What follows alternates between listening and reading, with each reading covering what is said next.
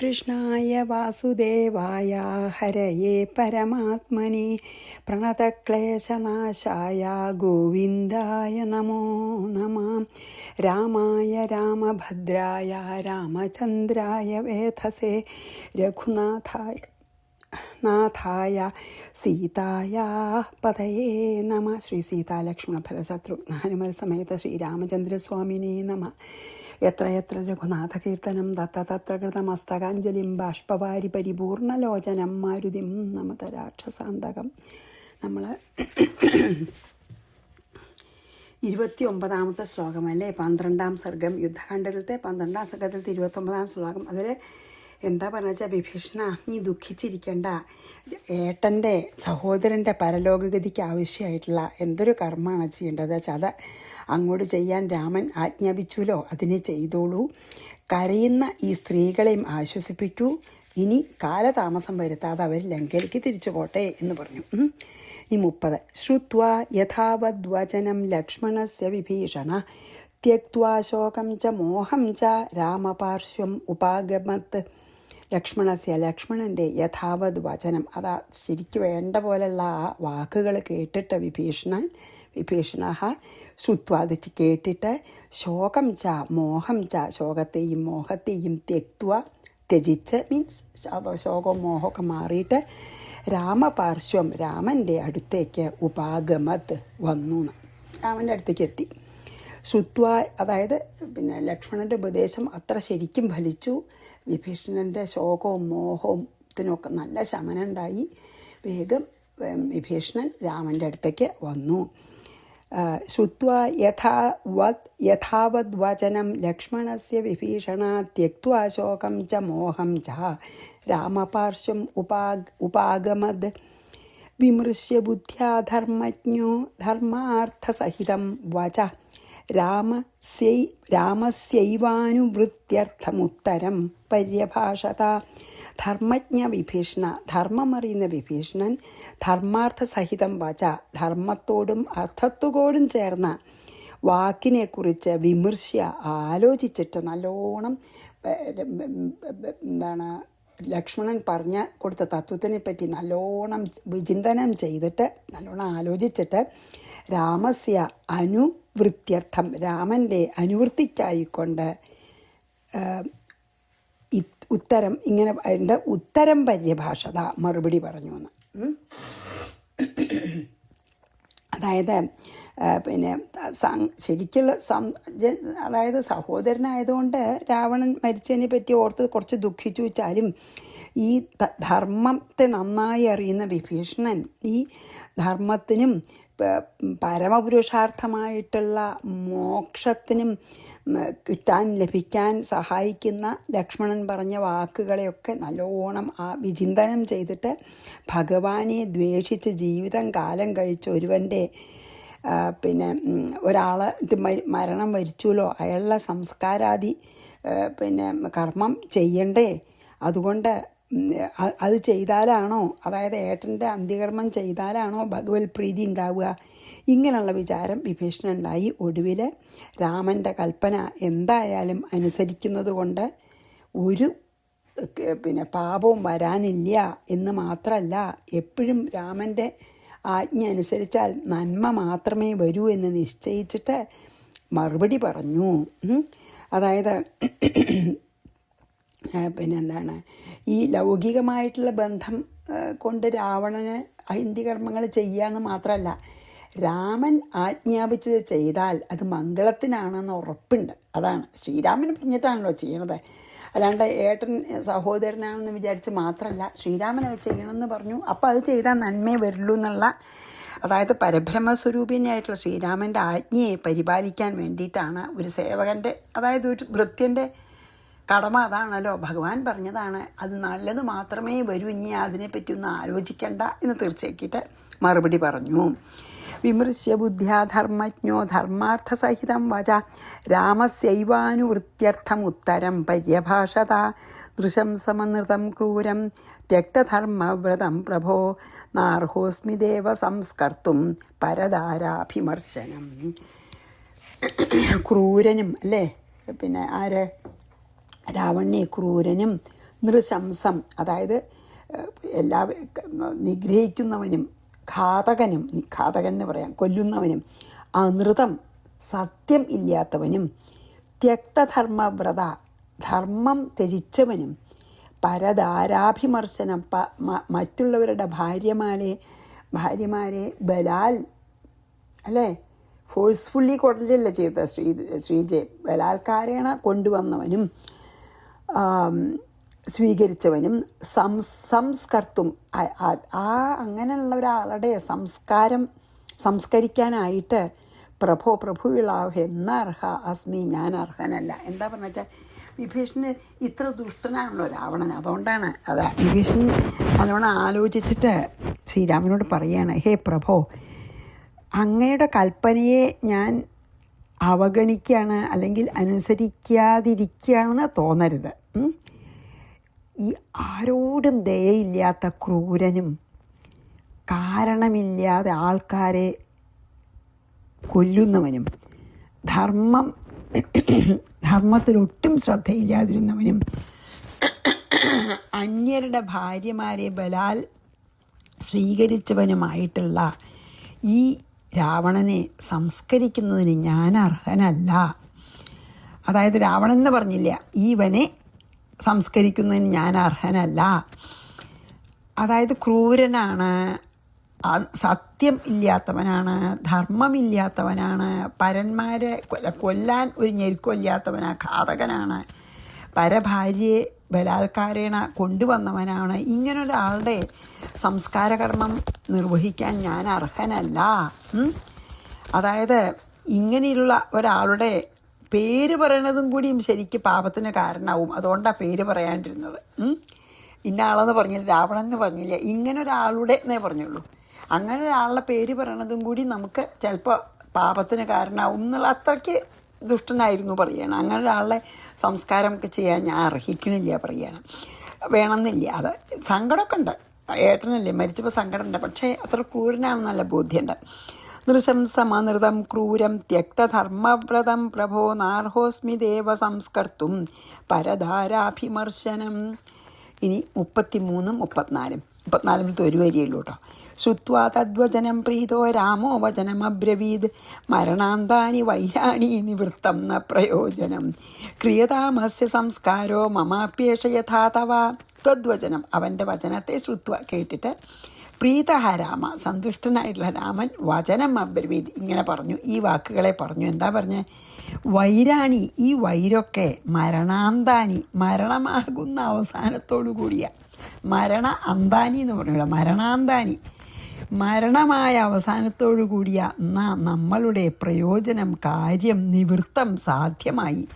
അസ്യ ഇവൻ്റെ സംസ്കാരം ക്രിയതാം ചെയ്താലും ഏഷ ഇവൻ യഥാ തവ നിനക്ക് എപ്രകാരമോ തഥാ മമ അപ്രകാരം എനിക്കും.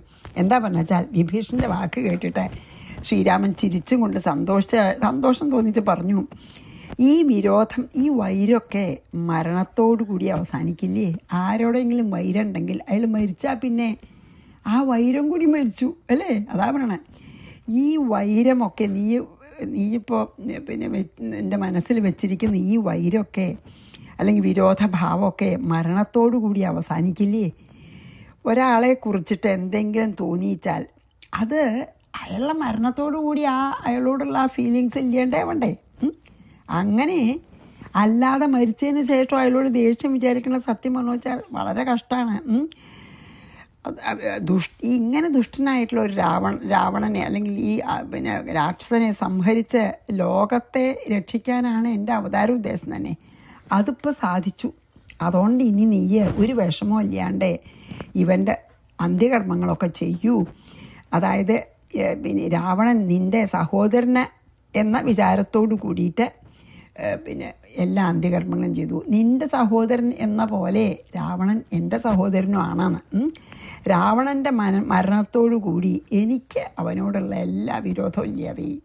അപ്പോൾ നീ സ്വന്തം അനിയനാണ്. നിനക്കും രാവണൻ്റെ മരണത്തോടു കൂടി അവനോടുണ്ടായിരുന്ന വൈരമൊക്കെ അവസാനിപ്പിക്കണം. മരിച്ചു കഴിഞ്ഞ ഒരാളോട് വൈരം ഉണ്ടാവണേന് എന്താ അർത്ഥം എന്ന് പറഞ്ഞു. ശരിയല്ലേ? ശ്രുത്വാ തദ്വചനം പ്രീതോ രാമോ വചനമബ്രവീൽ മരണാന്താനി വൈരാണി നിവൃത്തം ന പ്രയോജനം. അതുകൊണ്ട് കാര്യമില്ല ഇനി വൈരം വെച്ചിട്ടേ.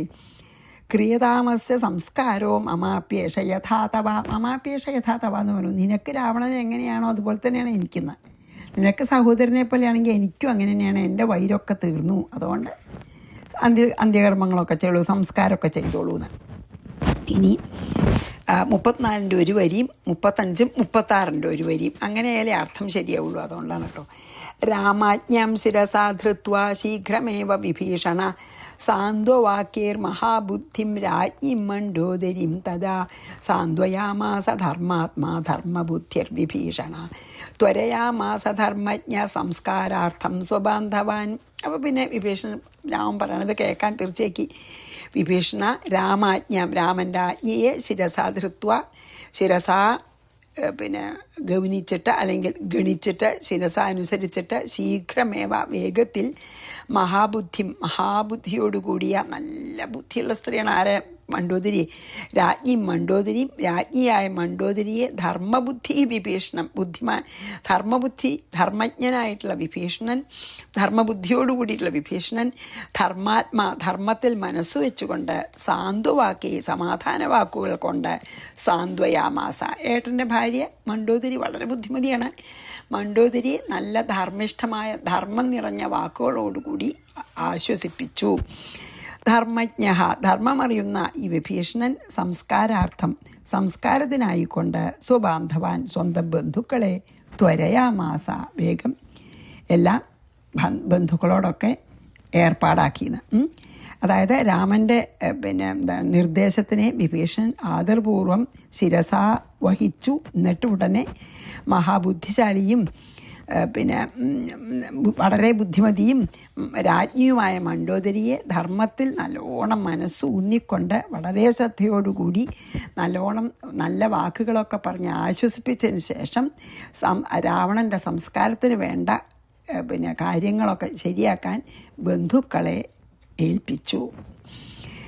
ഇനി അത് വായിക്കാം. രാമാജ്ഞം ശിരസാ ധൃത്വാ ശീഘ്രമേവ വിഭീഷണ സാന്ത്വവാക്യേർമഹാബുദ്ധിം രാജ്ഞിം മണ്ഡോദരീം തഥാ സാന്ത്വയാമാസ ധർമാത്മാ ധർമ്മബുദ്ധിർവിഭീഷണ ത്വരയാമാസ ധർമ്മജ്ഞ സംസ്കാരാർത്ഥം സ്വബാന്ധവാൻ. ഇനി 37. ചിത്യാം നിവേശ്യ വിധിവൽ പിതൃമേധവിധാനത ആഹിതാഗ്നേർയഥാകാര്യം രാവണസ്യ വിഭീഷണ തഥൈവ സർവ മകരോദ്ബന്ധുഭി സഹമന്ത്രിഭി. പിതൃമേധവിധാനത, അതായത് ശവസംസ്കാര വിധിപ്രകാരം, മേധവിധാനത, ഈ അച്ഛൻ്റെ ശവസംസ്കാര വിധിപ്രകാരം ചിതയിൽ അഗ്നി കൂട്ടിയിട്ടേ, തീയു കൂട്ടിയിട്ട് വിധിവത്ത് നിവേശ്യ, വിധിപ്രകാരം അതിൽ വെച്ചിട്ട് ആഹിതാഗ്നേ യഥ, അഗ്നിഹോത്രം ചെയ്തവന് നിശ്ചയിക്കപ്പെട്ടത് ഏത് പ്രകാരമാണോ, ആഹിതാഗ്നേ യഥാച്ച എന്നാൽ അഗ്നിഹോത്രം ചെയ്ത ഒരാൾക്ക് എന്താണ് ചെയ്യേണ്ടത്, തഥ ആ വിധം രാവണസ്യ സർവം കാര്യം, രാവണന് ചെയ്യേണ്ടതെല്ലാം അന്ത്യകർമ്മങ്ങൾ ബന്ധുവി മന്ത്രിഭി സഹ, ബന്ധുക്കളോടും മന്ത്രികളോടും കൂടി. മക്കളില്ലല്ലോ, അപ്പം വിഭീഷണൻ തന്നെ ചെയ്യണേ. അതായത് അക്ഷകുമാരനെയും കൊന്നു, ഇന്ദ്രജിത്തിനെയും കൊന്നു, അല്ലേ? മക്കളില്ല, ആൺമക്കളില്ല. വിഭീഷണൻ അകരോത് ചെയ്തു. അപ്പം മക്കൾക്ക് വേണ്ടിയിട്ട് വിഭീഷണനാണ്, സഹോദരനാണ് ചെയ്യണേ. അതായത് ഈ ഈ സംസ്കാരത്തിന് ശാസ്ത്രവിധിപ്രകാരം ഒരു ശരീരം ചെതയിൽ വെച്ച് കത്തിക്കണേനാണല്ലോ സംസ്കരിക്കുക എന്ന് പറയുക. അങ്ങനെ സംസ്കാരത്തിന് ശാസ്ത്രവിധിപ്രകാരം വേണ്ടതൊക്കെ റെഡിയാക്കിയതിന് ശേഷം ആ ചെതയിൽ ശവത്തെ എടുത്തു വെച്ച് അഗ്നിഹോത്രം മുതലായ ബ്രാഹ്മണകർമ്മം നടത്തിയിട്ടുള്ള ഒരാൾക്ക് ഏത് വിധിക്കാണ് അയാളുടെ സംസ്കാരം വേണ്ടത് വെച്ചാൽ അതായത് രാവണന് വേണ്ടി ചെയ്യേണ്ടതായിട്ടുള്ള എല്ലാ കർമ്മത്തിനെയും, അതായത് രാവണനെ പോലെ ഒരാളെ അഗ്നിഹോത്രമൊക്കെ ചെയ്ത് ഉള്ള ഒരാളൊക്കെ എന്തൊക്കെ അന്ത്യകർമ്മങ്ങളാണ് ചെയ്യേണ്ടത് വെച്ചാൽ അതൊക്കെ വേണ്ട പോലെ ശാസ്ത്രവിധി പ്രകാരം ബന്ധുക്കളോടും മന്ത്രിമാരോടും എല്ലാം കൂടി അവരുടെയൊക്കെ സഹായത്തോടു കൂടി വിഭീഷണൻ വേണ്ട പോലെ സംസ്കാരവും അന്ത്യകർമ്മങ്ങളും ഒക്കെ ചെയ്തു വിധിപ്രകാരം. ചിത്യാം നിവേശ്യ, അതായത് ചിതയിൽ വെച്ചിട്ടേ, വിധി പോലെ ചിതയിൽ വെച്ചതിന് ശേഷം പിതൃമേധവിധാനത, എല്ലാ ശവദാഹത്തിന് വേണ്ട എല്ലാ കർമ്മങ്ങളും, ആഹിതാഗ്നേർ യഥാകാര്യം, ഒരു അഗ്നിഹോത്രം ചെയ്ത ആൾക്ക് എന്തൊക്കെ കർമ്മങ്ങളാണ് ചെയ്യേണ്ടത് വെച്ചാൽ, രാവണസ്യ വിഭീഷണ തഥൈവ സർവം അകരോത് ബന്ധുഭി സഹ മന്ത്രിമാരോടും ബന്ധുക്കളോടും കൂടി എല്ലാം വേണ്ട പോലെ ചെയ്തു. ഇനി 38, 39, 40. ദദൗച പാവകം തസ്യ വിധിയുക്തം വിഭീഷണ സ്നാത്വാ ചൈവാർദ്രവസ്ത്രേണ തിലാൻ ദർഭാഭിമിശ്രിതാൻ ഉദകേന ച സമ്മിശ്രാൻ പ്രദായ വിധിപൂർവകം പ്രദായ ചോദകം തസ്മൈ മൂർധന ചൈനം പ്രണമ്യ ച താ സ്ത്രിയോനുനയാമാസ സ്വാന്ദ്വമുക്താ പുനഃ ഗമ്യതാമിതി താ സർവാ വിവിശുർനഗരം തഥാ.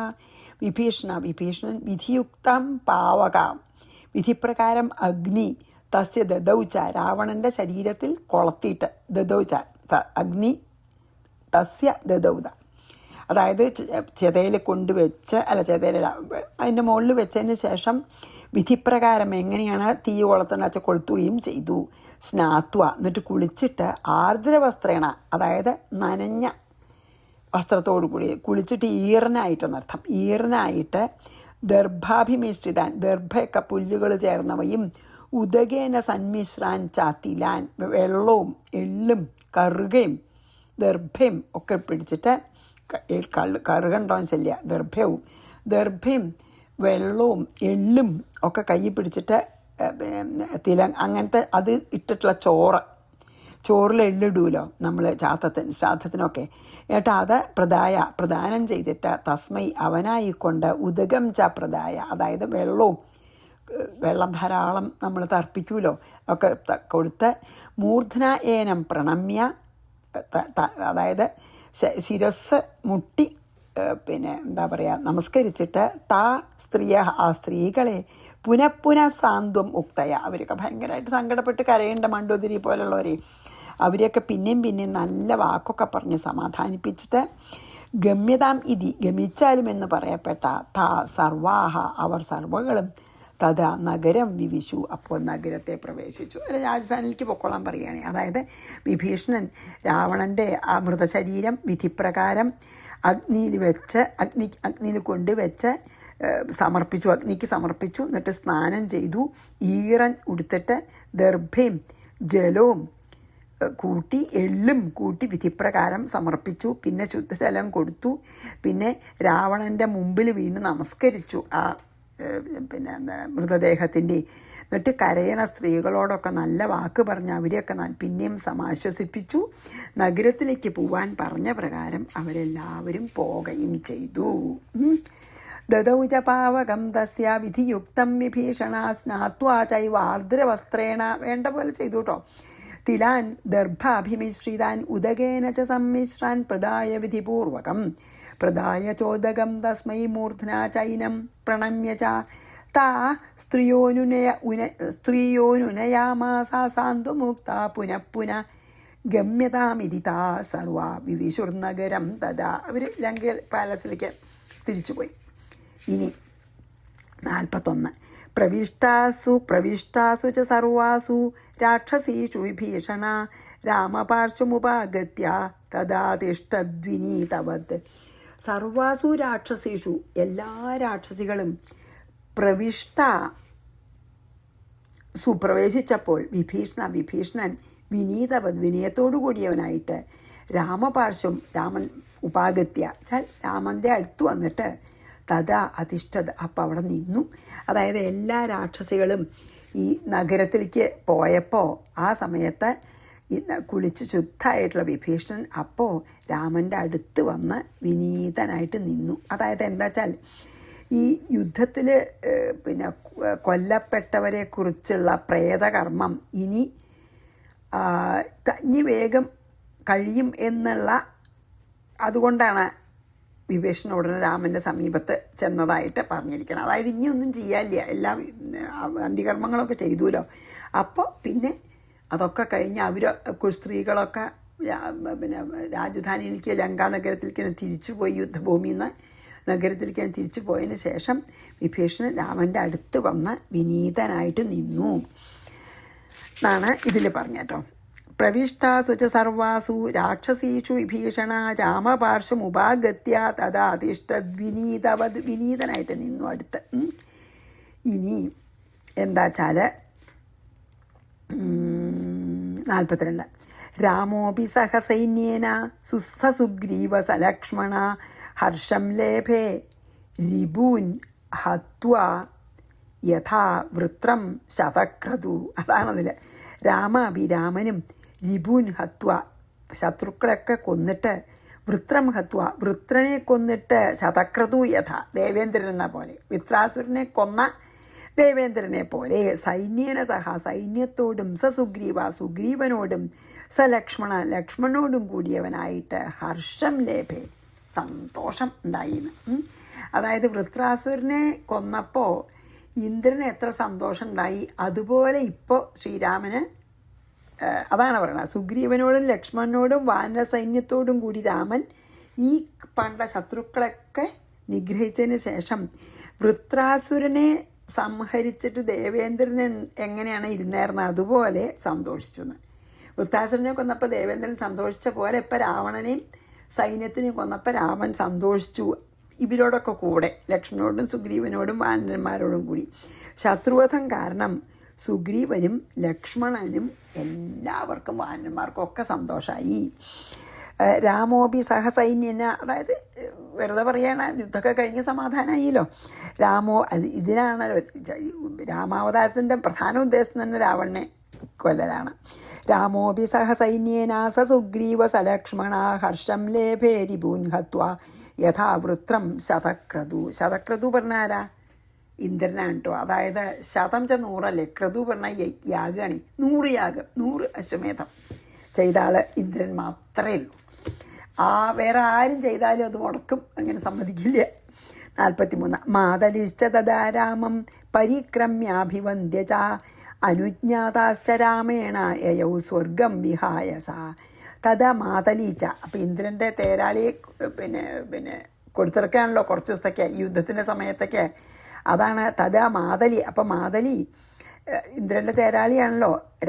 രാമനെ പരിക്രമ്യ അഭിവന്ദ്യാച്ച, പ്രദക്ഷിണം വെച്ച് നമസ്കരിച്ചിട്ട്, അനുജ്ഞാതഹാച്ച, അതായത് രാമൻ്റെ സമ്മതത്തോടു കൂടിയിട്ട്, അതായത് സമ്മതം നൽകപ്പെട്ടവനായിട്ട്, വിഹായസ ആകാശത്തിൽ കൂടെ സ്വർഗം യയൗ, സ്വർഗത്തെ യാനം ചെയ്തു. അതായത് മാതലി ശ്രീരാമനെ രാമരാവണ യുദ്ധത്തിൽ സഹായിക്കാൻ വേണ്ടിയിട്ടാണ് ഇന്ദ്രനെ അയച്ചതേ മാതലി. ഇപ്പം യുദ്ധം കഴിഞ്ഞു, എല്ലാം സമാധാനമായി, രാവണനെ നിഗ്രഹിച്ചു അല്ലേ, ശ്രീരാമൻ ജയിച്ചു, ഇനി ഞാൻ പോട്ടെ എന്ന് പറഞ്ഞ് മാതലി, അതായത് ഇന്ദ്രൻ്റെ തേരാളി, വേഗം ഭഗവാനെ പ്രദക്ഷിണം വച്ച് നമസ്കരിച്ചിട്ട് ഭഗവാന്റെ അനുഗ്രഹത്തോടു കൂടി അനുവാദത്തോടു കൂടി വേഗം ആകാശത്തു കൂടെ സ്വർഗത്തിലേക്ക് പോയി.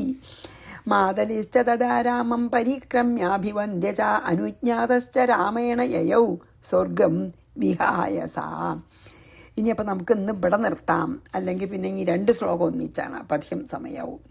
അപ്പോൾ നമുക്കിവിടെ നിർത്താം. അങ്ങനെ മാതലി തിരിച്ചു പോയി യുദ്ധമൊക്കെ കഴിഞ്ഞിട്ട് എന്ന് പറഞ്ഞ് നിർത്താം. എന്തായാലും രാവണൻ്റെ അന്ത്യകർമ്മങ്ങൾ കഴിഞ്ഞു അല്ലേ, സ്ത്രീകളൊക്കെ സമാധാനിപ്പിച്ചു, ഒരു നല്ല സ്ഥലത്താണ് നിർത്തണം നമ്മൾ. അപ്പം നമുക്കിവിടെ നിർത്താം. ശ്രീകൃഷ്ണാർപ്പണമസ്തു. സർവത്ര ഗോവിന്ദ നാമ സങ്കീർത്തനം. ഗോവിന്ദ ഗോവിന്ദ. ശ്രീ സീതാലക്ഷ്മണ ഭരത ശത്രുഘ്ന ഹനുമൽ സമേത ശ്രീരാമചന്ദ്രസ്വാമിനേ നമഃ. ഗുരുവായൂരപ്പ ശരണം.